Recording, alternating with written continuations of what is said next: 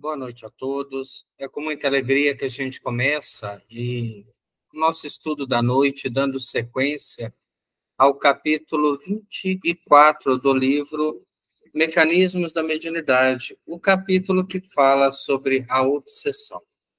Para iniciarmos o nosso estudo, vamos elevar o pensamento a Deus, pedindo ao nosso Pai Celestial a força necessária para vencermos todas as dificuldades que para nós ainda são grandes obstáculos, a fim de que a gente possa alcançar um bem-estar, uma tranquilidade, um estágio de vida mais tranquilo, mais linear. Que Deus, nosso Pai, nos abençoe e nos proteja.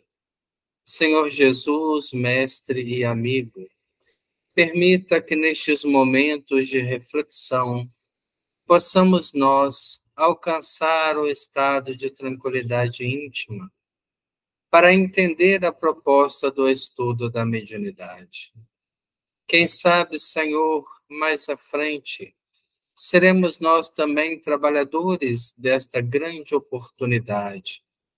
Permita-nos, neste momento, que possamos elevar os pensamentos, sintonizando com os nossos benfeitores amigos, e a partir daí, Senhor, conseguir uma reflexão mais profunda sobre esse processo tão complexo que é a mediunidade nos ritmos mais simples da vida, nos processos obsessivos. Que Deus, nosso Pai, nos abençoe e nos direcione durante o nosso estudo. Que assim seja, Senhor. Na semana passada, nós tivemos o início desse capítulo que fala sobre a ação obsessiva.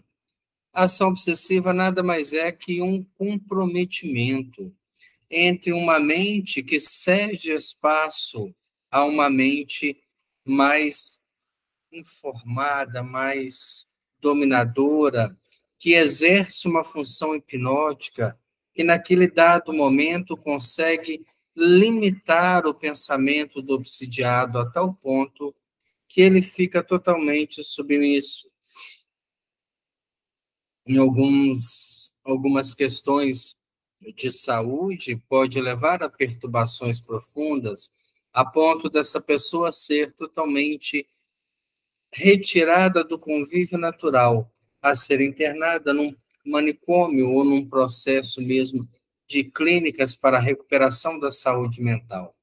Em todo o processo de loucura, há um processo obsessivo, incentivando, instigando, e a parte mais fraca acaba retratando esse processo obsessivo. Nós paramos justamente no ponto que fala reencarnação de enfermos. Dos abismos expiatórios volvem à reencarnação quantos se mostram inclinados à recuperação dos valores morais em si mesmo. Então, mesmo aqueles espíritos que estão nas condições abissais do mundo espiritual inferior, eles, quando se mostram inclinados à recuperação de valores morais, quando eles se colocam à disposição de mudar, de alcançar um novo rumo de vida, de valores, de aceitar a expiação como um processo que vai dar a eles uma condição melhor, mesmo que a longo prazo, porque a princípio a expiação vai ser redentora. Imaginemos as criaturas que por algum momento de desilusão, de intranquilidade, de loucura, retiram a própria vida. Eles adentram ao mundo espiritual em profundo processo de perturbação e de obsessão, porque quando se formaliza o suicídio, ele já iniciou há muito tempo naquelas ideias que começam a ser alimentadas. E com o passar do tempo acabam somatizando numa atitude extrema de loucura que gera o suicídio. nesses momentos, esses espíritos em perturbação profunda também se candidatam à reencarnação. Alguns são resgatados, preparados, informados sobre o próprio processo de regeneração, que nem sempre é agradável. E aqui ele está falando reencarnação de enfermos, então dos abismos expiatórios, das condições mais inferiores que existem no mundo espiritual, onde essas almas estão recuperando a lucidez, queimando as ilusões que alimentaram durante a vida. Quando eles se inclinam, quando eles começam a orar e a pedir a Deus uma nova oportunidade, uma nova encarnação, uma nova chance de retornar ao caminho que abandonaram, e às vezes esse retorno vai ser doloroso, porque no processo de desequilíbrio, no processo de desrespeito às leis da vida, eles vão desequilibrar, desestruturar energias do perispírito, que com certeza manifestam na formação de um novo corpo. Nós somos energia em estado latente, e essa energia desequilibrada não traz a um fruto de um corpo perfeito.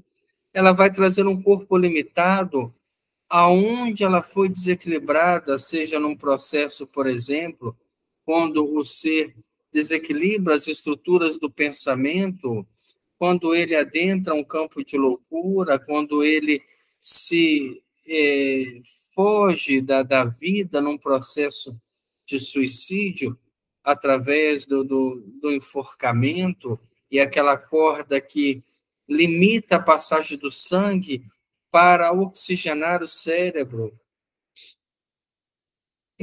perdão, acaba gerando um cérebro deficitário, que não vai exprimir a vida na sua potencialidade. Então, é necessário compreender as peculiaridades, as particularidades de cada limitação. Toda doença retrata uma deformidade de caráter, seja ela em qualquer área que for, mesmo que ela seja fruto desta encarnação, ela vai retratar desequilíbrios alimentados nessa encarnação. Por isso que toda vez que temos uma pessoa enferma, seja de vidas passadas ou da vida atual, é a retratação de um espírito enfermo, necessitando reajustar a sua conduta, a sua caminhada para uma fase de equilíbrio maior. Transportados a novo berço, comumente entre aqueles que induziram a queda, quando não se vê objeto de amorosa ternura por parte dos corações que por eles renunciam à imediata felicidade nas esferas superiores, são resguardados no recesso do lar. Então, eles retornam ao meio dos quais eles conviveram, ou que os levaram ao desequilíbrio, ou os que não os socorreram naquele momento extremo, que tiveram oportunidade de diminuir aquela dor e evitar uma tragédia maior, acabam numa consciência de culpa, recebendo novamente os nossos companheiros enfermos para uma nova experiência na carne. Não é à toa que esta dor dessas crianças que já nascem lesionadas escolhem determinados lares aonde a expiação vai ser coletiva. É do espírito limitado num corpo defeituoso, mas de pais também que no passado foram invigilantes e deixaram com que aquela alma pudesse se perder. Nós temos uma experiência no livro Entre a Terra e o Céu, quando nós estudamos o caso do espírito Júlio, que já vinha de uma encarnação complicada, e ele era uma criança, filho de uma mãe já desencarnada, e o pai, numa segunda núpcias, tinha o ciúme da atual companheira com o filho do primeiro casamento. Ela então um dia leva ele para a praia, deixa que ele vá adentrando o mar, uma criança totalmente, né, sem a percepção do perigo daquelas primeiras ondas que buscavam-lhe o corpo, e permite, por total displicência e indiferença com a vida do pequeno ser, que ele se afogue e venha perder uma nova existência. A criança desencarna num estado muito complicado, porque já era um espírito que vinha de uma expiação problemática no passado, desenvolve uma ferida muito grande na epiglote, no perispírito, e é uma criança que adentra o mundo espiritual em grande dificuldade, necessitando de uma reencarnação breve para expressar aquele sofrimento e depois, futuramente, reencarnar com mais equilíbrio. Há um grande trauma, o pai sofre muito a ausência do filho, mas com o passar do tempo, junta-se com a nova companheira e projetam um novo lar. Aquele serzinho desencarnado pela displicência dela é reaproximado dela num processo de reencarnação. E ela começa a expressar todas as dores que aquela alma trazia, tendo uma gestação muito difícil, que vai vir a ter uma criança completamente enferma, que já nasce com uma ferida extrema na glote, que tem uma grande dificuldade de respirar, que naquele período pequeno que ficou encarnada, exigiu dela uma ternura de mãe extremamente profunda, uma abnegação, uma renúncia de tudo, para que ela pudesse tentar salvar a vida do agora seu filho, outrora o espírito que ela permitiu desencarnar.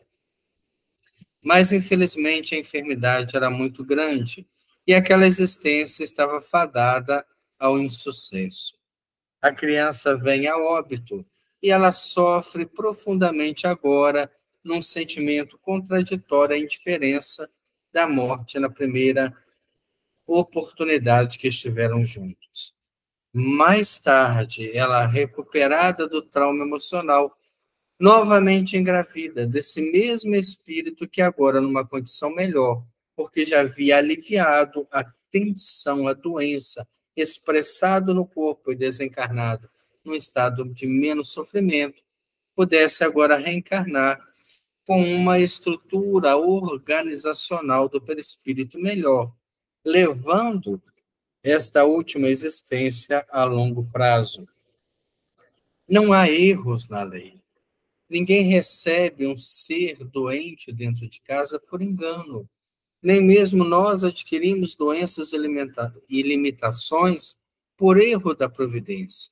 Na maioria das vezes, desrespeitamos as estruturas do corpo físico e todos os excessos que cometemos na vida acabam somatizando em doença.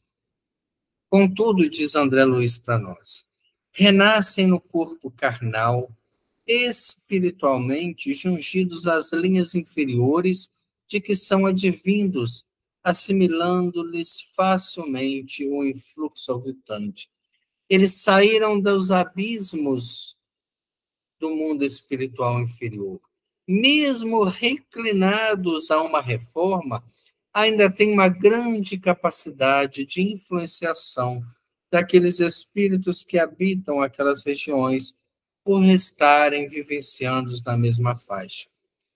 Reaparecem desse modo na arena física, mas, via de regra, quando não se mostram retardados mentais desde a infância, são perfeitamente classificáveis entre os psicopatas amorais, segundo o conceito moral insanity, vulgarizado pelos ingleses, demonstrando manifesta perversidade, na qual se revelam constantemente brutalizados e agressivos, petulantes e pérfidos, indiferente a qualquer noção de dignidade e da honra, continuamente dispostos a mergulhar na criminalidade e no vício.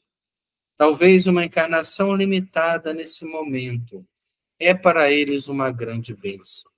Nós temos no livro Ação e Reação a encarnação de Sabino no capítulo Débito Estacionário, aonde Sabino, que havia cometido diversos delitos em vidas anteriores, ele que havia sido uma personalidade da corte e tinha com ele, carregava na sua consciência o sangue de muitas pessoas que padeceram sob as suas ações, agora reencarnou num corpo completamente limitado, tanto no tamanho como na inteligência, como nos movimentos corporais, era um ser com uma expressão animalesca que estava numa condição de vida completamente limitada, a fim de que ele não fosse nem reconhecido pelos cobradores espirituais e nem tivesse oportunidade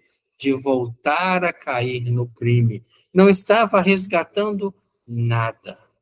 Por isso que é débito estacionário. Estava apenas descansando naquela limitação, naquela expressão animalesca, naquela condição de vida completamente sem condições nenhuma de dignidade, para que, com o passar do tempo, seus perseguidores espirituais pudessem esquecê-lo e alguns até perdoá-lo, para que ele pudesse, no futuro, ter algum tipo de condições de voltar à realidade humana. Aqueles espíritos relativamente corrigidos nas escolas de reabilitação da espiritualidade desenvolvem-se num ambiente humano enquadráveis entre psicopatas astênicos e abúlicos, imprudentes e extravagantes, fanáticos e hipertímicos, ou identificáveis como representante de várias doenças e delírios psíquicos, inclusive aberrações sexuais diversas. Qualquer doença limitante é uma bênção para o espírito. Talvez a gente olhe e sinta pena. Não vai ter a vida normal, não vai ter as mesmas oportunidades, mas está passando por um processo, porque é um processo, é um tempo. Quando vier a desencarnação aos poucos, vai voltar todas as potencialidades, porque as limitações são do corpo físico. Então, nós entendemos que é um processo, é um tempo, onde aquele espírito internado num corpo deficiente, aos poucos vai se libertando do passado. É natural no mundo de provas e expiações encontrarmos ainda essas limitações. Essas almas que, crucificadas no próprio passado, tendem a resgatar de forma complicada, de forma difícil, de forma extremamente triste, por não poderem expressar, às vezes, a alegria de estarem resgatando. Mas, quando olhamos para eles, são almas que não estão se comprometendo mais, ao passo que nós, que estamos dentro das possibilidades que a vida nos concede, podemos a cada momento termos quedas morais complicadas, de difícil reajuste. Obsessão e mediunidade.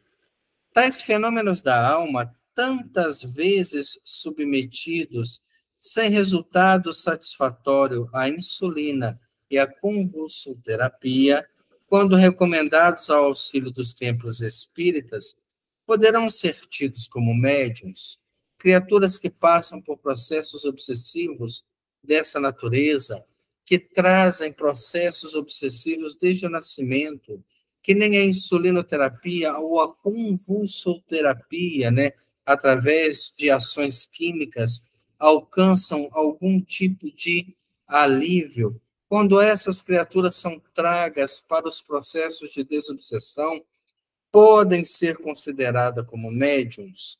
Lembremos, médium Na definição do codificador, é alguém que vai intermediar inteligências de qualquer tipo de grau. Então, ele coloca para nós, sem dúvida, são médiums doentes, afinizados com fulcros de sentimento desequilibrado, de onde ressurgiram para novos aprendizados entre os homens. Por certa cota de tempo, são intérpretes de forças degradadas, aos quais é preciso opor a intervenção moral necessária, do mesmo modo que se prescreve a medicação aos enfermos. Então, se eles usam o bloqueio químico para que a medicação limite a percepção mental, nós também temos que fazer o bloqueio magnético, o bloqueio espiritual da oração, que vai envolver aquela criatura, o bloqueio do sentimento elevado, quando essa criatura reencarna num lar onde já há um princípio moral e ela pode, aos poucos, afinizar com todas as boas almas que convivem com aquele lar. Daí a responsabilidade de, num lar evangelizado, seja ele de qual religião que for, termos uma alma que está padecendo de processos obsessivos desta natureza, ou que já traz as limitações orgânicas e as ligações espirituais inferiores. É ambientizar esta alma com uma psicosfera superior, embasada no culto, no lar, na vivência evangélica, na leitura edificante, para que ela também possa se ambientizar com o mundo espiritual superior. Trazendo consigo as sequelas ocultas da internação na província purgatorial, de que volvem pela porta do berço terrestre, exteriorizam ondas mentais viciadas que lhes alentam as disfunções dos implementos físicos, ondas essas pelas quais recolhem o pensamento das entidades inferiores a lhes constituírem a cobertura da retaguarda. Observemos nós agora, nosso mundo íntimo, nossos pensamentos mais ocultos. Eles também denotam a influência mental que nós trazemos ao reencarnar. Então, a criatura que é maledicente, naturalmente, quando ela vê, ela já falou, ela já julgou, ela já rotulou as pessoas segundo os valores que ela acha que tem, mas, na verdade, ela está apenas espelhando sentimentos íntimos. Essas pessoas trazem consigo e retratam no seu pensamento a natureza espiritual que ainda estão ligadas nas regiões inferiores do mundo espiritual. Nossos pensamentos mais íntimos retratam a nossa identidade espiritual, da qual nós lutamos com muita intensidade a fim de nos libertarmos, para que um dia nosso pensamento expresse apenas a bondade, a tranquilidade, a paz, o bem em ação. Enquanto isso não é automático, o reflexo da nossa alma retrata da onde viemos e o que precisamos fazer para sairmos dessa vida em condição melhor. Apesar disso, devem ser acolhidos nos santuários do Espiritismo por medianeiros de planos que é preciso transformar e ajudar, porquanto um espírito renovado para o bem, lei do Criador para todas as criaturas, é peça importante para o reajustamento geral dessa ou daquela engrenagem conturbada na máquina da vida. Então, nós passamos a ver o nosso lar como uma reunião de desobsessão.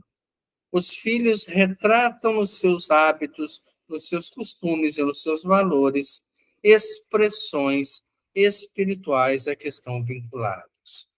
Nós, ao mesmo tempo, também estamos no mesmo processo, mas com a responsabilidade de evangelizá-los, de aproximar essa alma de Deus, de fazer com que ela possa refletir a nível superior. Então, este trabalho, que também é um trabalho de desobsessão, porque afasta as ligações mentais inferiores e propicia ao espírito ligações mentais superiores, condiciona essas almas a uma readaptação de vida. O Evangelho tem para conosco essa função, nos reeducar para a vida espiritual, para que a gente possa sondar o nosso passado através dos nossos impulsos, mas reeducar esses impulsos para uma percepção da vida espiritual superior, já que somos candidatos ao bem. Somos criaturas que, aproveitando a oportunidade do Consolador, buscamos espiritualmente novos caminhos, novos horizontes, novas perspectivas de crescimento.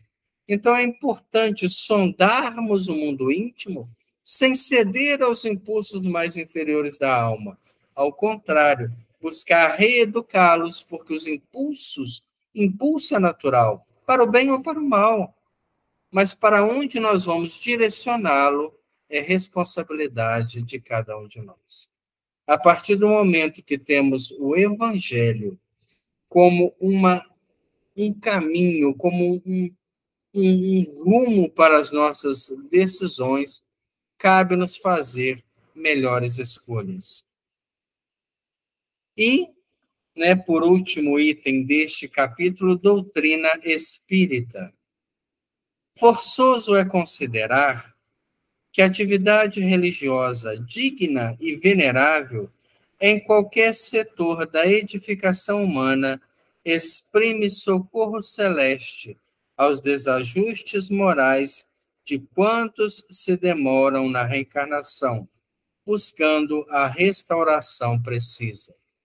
Qual a importância da doutrina espírita na nossa vida? Porque não é o fato de sermos espíritas que seremos espíritos bem-aventurados. Na questão 842 do Livro dos Espíritos, Allan Kardec faz uma questão profunda sobre a verdade. Se todas as religiões defendem estar com a verdade, qual a que tem a maior parte? É mais ou menos assim a pergunta. E os espíritos respondem: aquela que fizer o maior número de homens de bem e o menor número de hipócritas. A doutrina espírita tem nos feito homens de bem? Tem mudado o nosso ritmo mental, nosso ritmo emocional, o nosso comportamento na sociedade? Porque se não tem, ela está nos fazendo hipócritas. Nós apresentamos-nos com uma cara na religião e vivemos de outra forma na sociedade.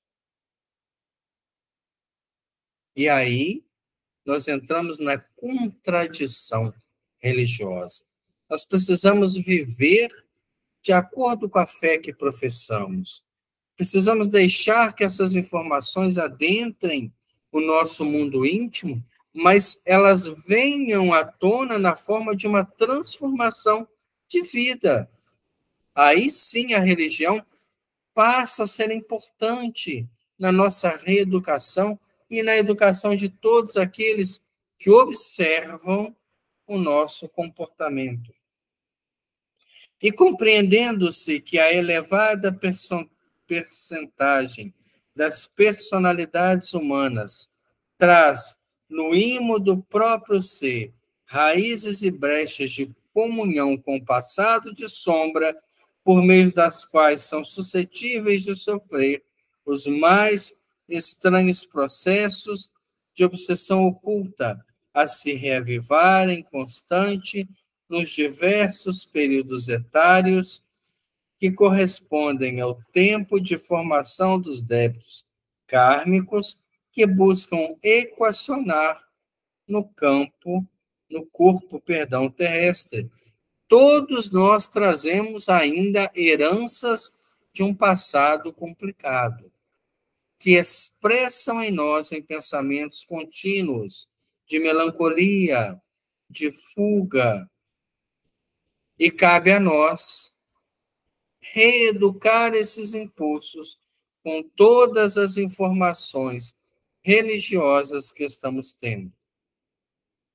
É justo encarecer, assim, a oportunidade e a excelência do amparo moral da doutrina espírita, como o recurso mais sólido nas assistências às vítimas do desequilíbrio espiritual de qualquer matiz, por oferecer-lhes, no estudo nobre e no sacrifício santificante, o clima indispensável de transmutação e harmonização, com que se recuperem no domínio do pensamento mais íntimo, para assimilarem a influência benéfica dos agentes espirituais à necessária renovação.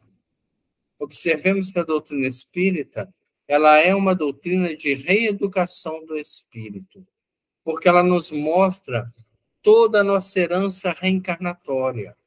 Nós não somos maus ou bons porque fomos criados dessa forma, ou porque apenas sofremos influência do meio. Eu sou assim porque fui criado desse jeito, porque meu processo de educação me levou a isso. Isso é parte da realidade que somos. Na verdade, nós trazemos uma herança emocional muito grande, que precisa ser analisada, que precisa ser sistematicamente trabalhada. Eu preciso ser um observador dos meus impulsos, para que aos poucos eu possa vir a corrigi-los, eu possa vir a reeducá-los, eu possa vir a redirecioná-los para uma expressão melhor de vida. Daí, a religião é importante na nossa vida, a filosofia é importante, e até mesmo a ciência, que aos poucos vai abraçando essa proposta, nos mostrando a imensalidade que temos para caminhar e, ao mesmo tempo, a nossa pequenez diante de um universo tão amplo, obra do Criador, que não quer nenhum esboço imperfeito da sua criação. Todos nós temos processos obsessivos, auto-obsessivos, de encarnados para encarnados, de desencarnado para os encarnados, ou de nós buscando os espíritos e obsidiando-os. Precisamos reeducar. Somente uma mente reeducada no trabalho, na reflexão e no pensamento positivo começa a se vacinar contra essa pandemia da obsessão. E uma das vacinas mais importantes é o capítulo que nós vamos começar agora, o capítulo 25, com o tema oração. A oração, se nós tivéssemos a dimensão do que ela é, palavras de Chico Xavier, passaríamos mais tempo de joelho do que em pé. Se soubéssemos como ela nos eleva, como ela atrai recursos, como ela traz o convívio dos benfeitores espirituais para nós, nós pensaríamos muito nesta grande ferramenta que temos, mas que não sabemos utilizar. Conta-nos o livro Além da Vida, a experiência da trabalhadora espírita Otília Gonçalves, diretora da Mansão do Caminho, trabalhadora da linha de frente da doutrina espírita. Veio a desencarnar de um problema cardíaco, ainda jovem, ainda não havia alcançado a senilidade da vida, e ela, naquele meio torpor da morte, não aceitou de imediato a desencarnação. Queria ainda conviver com a filha, conviver com o trabalho, por que desencarnar ainda sendo tão produtiva?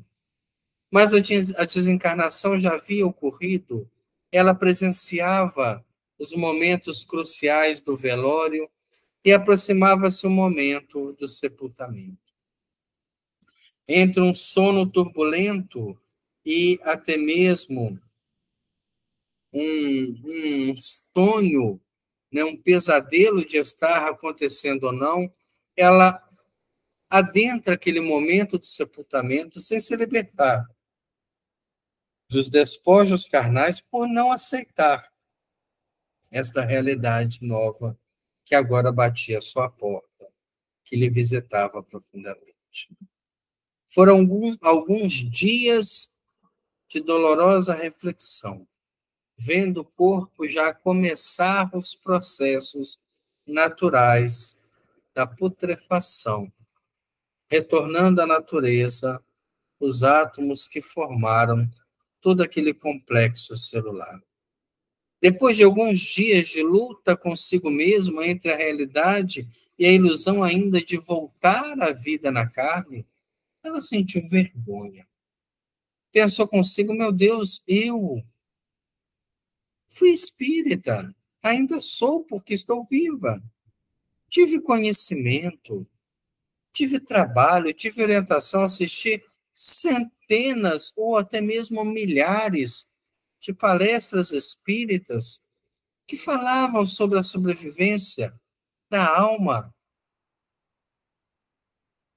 Eu estou envergonhada. Já havia passado alguns dias presas ao corpo físico ainda, então ela começou a orar. Ela começa a fazer uma oração.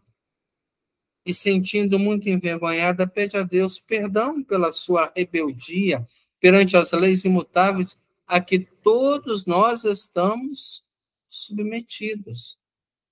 E naquele momento que ela começa a orar, ela já se vê fora daquela realidade, fora daquela visão do corpo decompondo, daquela visão ainda dos traços da morte. Ela se vê num lugar iluminado. E ali estava diante dela a irmã Liebe e diz a ela: Otília, eu estou com você desde as primeiras horas, aguardando que você orasse, que você entrasse em prece, para que eu tivesse campo de ação e pudesse recolhê-la ao convívio superior. Daí a gente começa a ver o que é a oração. Ela pode nos transportar de um momento difícil a um momento de tranquilidade. Ela pode atrair os espíritos. Lembremos, por exemplo, do livro Nosso Lar. Quando André Luiz, vendo a situação do seu lar, o novo companheiro de sua esposa doente, os filhos agora, né, com outros objetivos, quase a sua lembrança totalmente esquecida. Primeiro ele entra num processo de desequilíbrio natural humano, mas depois lembrando que agora já não lhe cabia mais agir daquela forma imediatista, ele então passa a orar, a pedir ajuda. Não sentia-se capaz de sozinho conseguir beneficiar aquela família.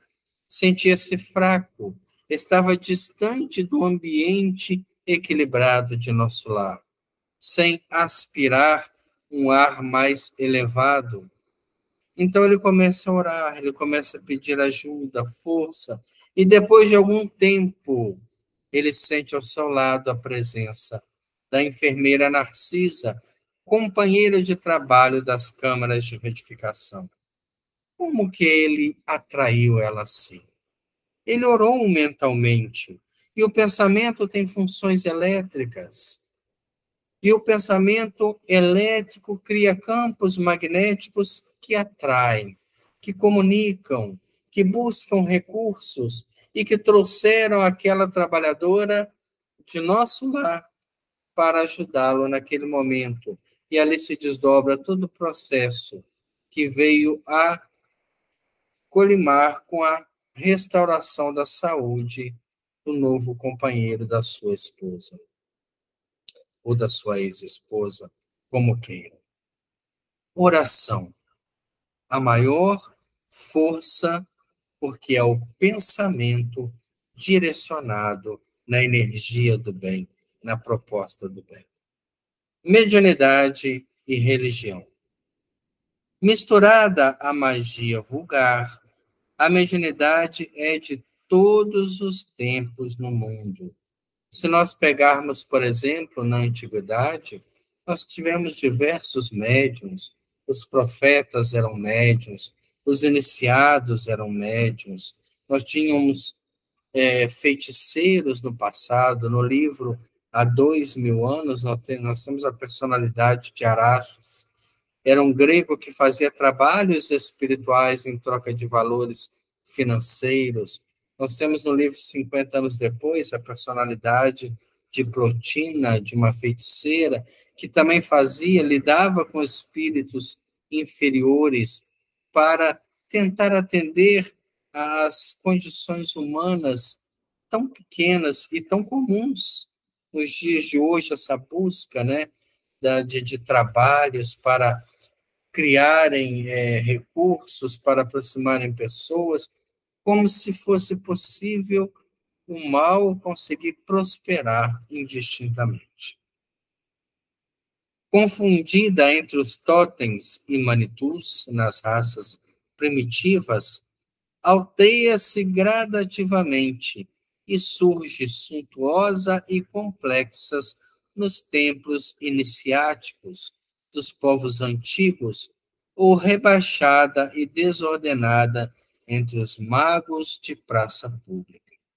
Qualquer um que conseguisse quebrar a normalidade com fatos dados por sobrenatural eram médiuns que conheciam alguns fenômenos, que manipulavam de alguma forma, mas que isso não os faz, que isso não os coloca numa condição sobre-humana.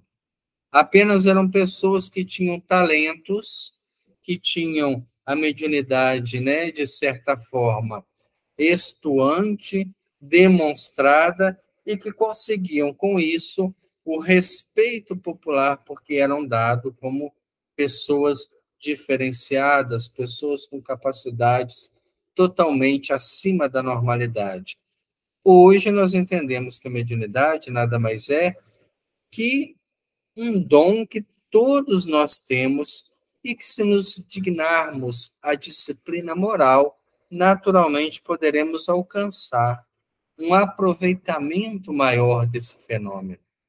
Se nós conseguirmos desvincular dos pensamentos menores, das questões pequenas, das vulgaridades que tanto tem nos importunado e tanto temos valorizado, se conseguirmos nos disciplinar no estudo, na boa vontade, na meditação, com certeza, aos poucos vamos afiar esta ferramenta e direcioná-la para um trabalho melhor. Ocioso seria enumerar sucessos e profecias constantes dos livros sagrados e das religiões nas épocas anciãs, sempre extremamente rica de fenômenos. A cada passo das recordações de todas elas, encontramos referências às manifestações de anjos e demônios, evocações e mensagens de seres desencarnados, visões e sonhos, encantamentos e exorcismos. Nós tivemos na própria introdução dessa obra a citação de Nero, né, que no final da sua vida ele tinha ao seu lado a sua esposa e a sua mãe que lhe perturbavam, e ele percebia aquelas presenças que lhe pressagiavam a queda. Nós temos também no livro Há 2000 anos uma passagem interessante, quando a esposa de Pôncio Pilatos, Cláudia, ela narra ao esposo um sonho que teve com os deuses romanos, dizendo para que ele não se envolvesse com o sangue inocente daquele cordeiro, que viria à sua mão para julgá-lo. E ali ele teme, ele fica em cima do muro, ele tinha medo de julgar um homem que ele, não viu nenhum crime e, ao mesmo tempo, as pressões que o envolviam, que com certeza complicariam a sua vida política e talvez custasse-lhe o próprio cargo de governador da Judéia. Nós temos a mediunidade exuberante de Paulo de Tarso, nas suas evidências, nos seus encontros com Jesus após a sua conversão e a sua abnegação de vida. Nós temos Ananias, que recebia a mensagem de Jesus, a reencontrar Saulo de Tarso, agora internado em uma pousada, para restituir-lhe a vida e dar-lhes as primeiras noções. Nós temos os apóstolos que se mantiveram fiéis a Jesus, tornando-se médiuns incríveis na xenoglossia, na cura, na vidência, na percepção. Então, a oração, como um meio de apoio, de atrair bons espíritos, apoiadas num comportamento moral, concede-nos condições de ampliar os recursos mediúnicos que todos somos herdeiros, que todos nós temos. Nós vamos parar nesse ponto. Semana que vem damos sequência ao capítulo 25. Vamos agradecer a Deus pela reflexão. Se a oração é tão importante no processo mediúnico, é também importante no processo obsessivo. Porque a oração eleva-nos, muda-nos o estado mental, religa-nos aos pensamentos superiores e impede a ação obsessiva que possa querer nos desequilibrar. Então vamos orar, agradecendo a Jesus por estarmos lúcidos nesses momentos tão difíceis da transição planetária. Abençoe, Senhor Jesus, a cada um de nós. Dai-nos a consciência da importância da religião em nossa vida, para que possamos trabalhar com ela e crescermos espiritualmente também.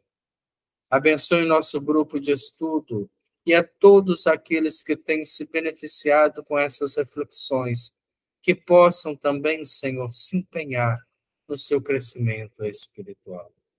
Abençoe a todos os nossos companheiros que estão internados nos hospícios, muitos sob o domínio de entidades vingadoras. Que estas possam, Senhor, repensar seus atos, que se hoje estão cobrando, com certeza amanhã também serão cobradas pela vida. Abençoe o Lar Cristão Paulo de Tarso, onde nós temos diversos companheiros que aguardam o benefício espiritual da libertação, da visitação, da alegria que às vezes foge aos corações, em alguns casos sentindo-se abandonados e esquecidos. Que Deus, nosso Pai, que nunca esquece de ninguém, tenha compaixão de todos e de nós mesmos.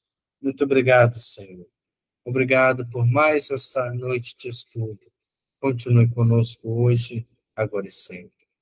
Obrigado a todos que estiveram presentes. Semana que vem estaremos juntos novamente. Até lá.